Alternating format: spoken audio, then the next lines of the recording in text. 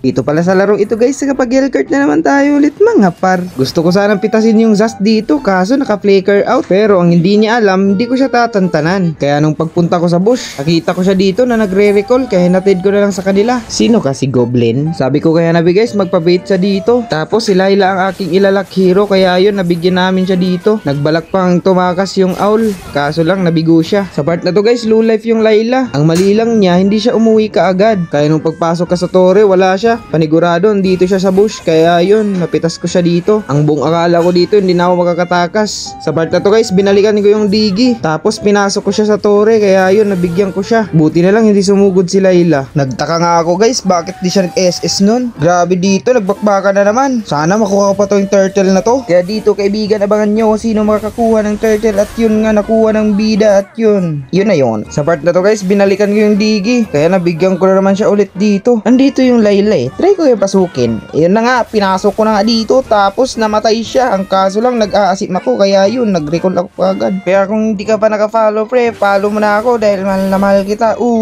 Dito sa part na to guys, may nagbalak sanang umuwi. Ang kaso lang, hinatid ng bida. Kaya yun, nakauwi siya kaagad. Habang nagtiturtle kami dito guys, may nagbalak na kunin sana. Ang kaso lang, nabigo sila. Pero itong Zast na to, nakakainis talaga to. Kanina pa to eh. Akala niya siguro di ko siya papasukin kahit nasa turi ka. Ayan na, zong zing gang bang boom. Patay. Ikaw kasi, iniinis mo si Hill Cute Place eh. Sa part na to guys, naliligaw na naman tong owl na to. Kaya yun, hinatid namin sa kanila. Ang kaso pala, di pala to makakauwi kasi magiging itlog to. Habang nagro-ronda yung cute dito guys, andito na naman si Mizaki na fake. Kaya yun, napatay siya dito. Pero kawawa yung bato na flame shot. Nagbalak sanang mag-diff yung owl dito. Kaso napakalambot niya. Kaya yun, nabigyan namin siya. Habang nagla-lord kami dito guys, may nagbalak na mag-contest. Tapos nakuha ko na yung lord. Nahuli na kasi yung sun. Kaya binigyan na lang namin siya dito. Tapos nakauwi na nga siya sa bahay nila. Grabe naman yan Yuzong, inaasar mo pa. Sa part na to guys, mukhang may bakbaka na naman dito. Kaya nag-respawn na ako kaagad. Tapos ang una ko nabigyan yung Zast. Andito na pala yung lord. Nihintay kasi namin to kanina pa. Wala daw siyang masakyan kaya na late siya. Ayun na nga, na second skill yung Beleric sa Tigreal. Kaya yun, napitas namin. Dito sa part na to guys, nagtatakbo-takbo lang ako dito kasi hindi ako makachempo.